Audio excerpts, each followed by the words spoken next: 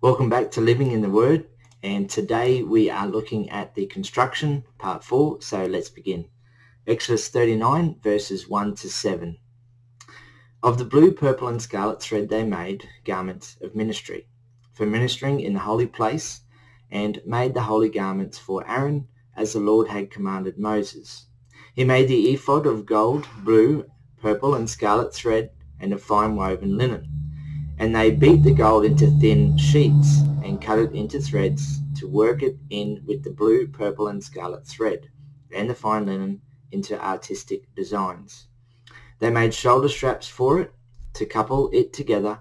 It was coupled together at its two edges. And the intricately woven band of his ephod that was on it was of the same workmanship, woven of gold, blue, purple and scarlet thread and of fine woven linen, as the Lord had commanded Moses. And they set onyx stones enclosed in settings of gold. They were engraved, as signets are engraved, with the names of the sons of Israel. He put them on the shoulders of the ephod as memorial stones for the sons of Israel, as the Lord had commanded Moses. So the ephod was a robe or tunic for the upper body to the waist. It was made of blue, purple and scarlet thread and fine woven linen, and also thin sheets of gold cut into threads. It had a shoulder strap with two onyx stones on each side. Each onyx stone had the names of 6 of the sons of Jacob engraved in it, so all 12 names were on each shoulder. Let's continue. Exodus 39, verses 8 to 21. And he made the breastplate artistically woven like the workmanship of the ephod of gold, blue, purple and scarlet thread and of fine woven linen. They made the breastplate square by doubling it. A span was its length and a span its width when doubled. And they set it in 4 rows of stones. A row with a sardius, a topaz and an emerald was the first row. The second row, a turquoise, a sapphire and a diamond. The third row, a jacinth, an agate, and an amethyst. The fourth row, a beryl, an onyx, and a jasper. They were enclosed in settings of gold in their mountings. There were 12 stones according to the names of the sons of Israel, according to their names, engraved like a signet, each one with its own name according to the 12 tribes. And they made chains for the breastplate at the ends, like braided cords of pure gold. They also made 2 settings of gold and 2 gold rings, and put the 2 rings on the 2 ends of the breastplate, and they put the 2 braided chains of gold in the 2 rings on the ends of the breastplate. The 2 ends of the 2 braided chains they fastened in the 2 settings and put them on the shoulder straps of the ephod in the front. And they made 2 rings of gold and put them on the 2 ends of the breastplate on the edge of it, which was on the inward side of the ephod. They made 2 other gold rings and put them on the 2 shoulder straps underneath the ephod toward its fronts, right at the seam above the intricately woven band of the ephod.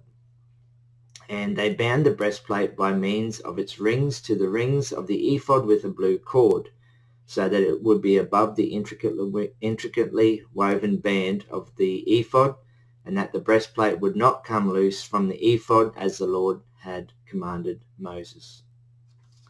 So the breastplate was a 23 centimeter square with 4 rows of 3 precious stones. Now the first row contained a sardius, a topaz and an emerald.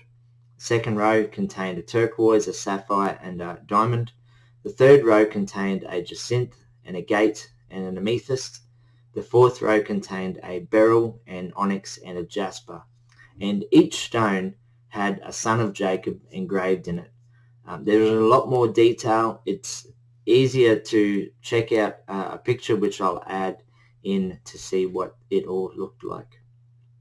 Exodus 39, verses 22 to 31.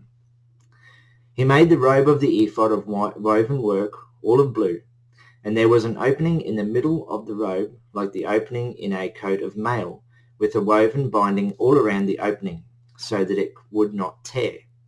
They made on the hem of the robe pomegranates of blue, purple and scarlet, and of fine woven linen. And they made bells of pure gold and put the bells between the pomegranates on the hem of the robe, all around between the pomegranates. A bell and a pomegranate, a bell and a pomegranate, all around the hem of the robe to minister in, as the Lord had commanded Moses. They made tunics artistically woven of fine linen for Aaron and his sons, a turban of fine linen, exquisite hats of fine linen, short trousers of fine woven linen, and a sash of fine woven linen with blue, purple, and scarlet thread, made by a weaver, as the Lord had commanded Moses. Then they made the plate of the holy crown of pure gold, and wrote on it an inscription like the engraving of a signet, Holiness to the Lord. And they tied it to a blue cord to fasten it above on the turban, as the Lord had commanded Moses.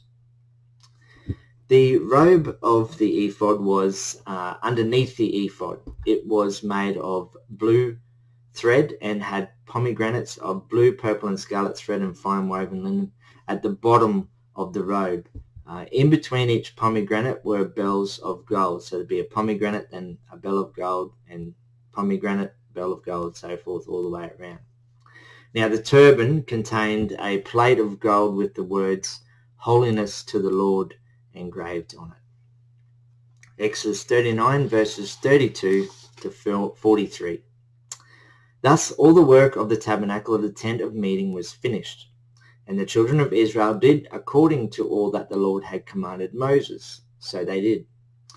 And they brought the tabernacle to Moses, the tent and all its furnishings, its clasps, its boards, its bars, its pillars and its sockets, the covering of ram skins dyed red, the covering of badger skins, and the veil of the covering, the ark of the testimony with its poles and the mercy seat, the table, all its utensils, and the showbread, the pure gold lampstand with its lamps, the lamp set in order, all its utensils, and the oil for light, the gold altar, the anointing oil and the sweet incense, the screen for the tabernacle door, the bronze altar, its grate of bronze, its poles, and all its utensils, the laver with its base, the hangings of the court, its pillars and its sockets, the screen for the court gate, its cords and its pegs, all the utensils for the service of the tabernacle, for the tent of meeting, and the garments of ministry to minister in the holy place, the holy garments for Aaron the priest, and his sons' garments to minister as priests.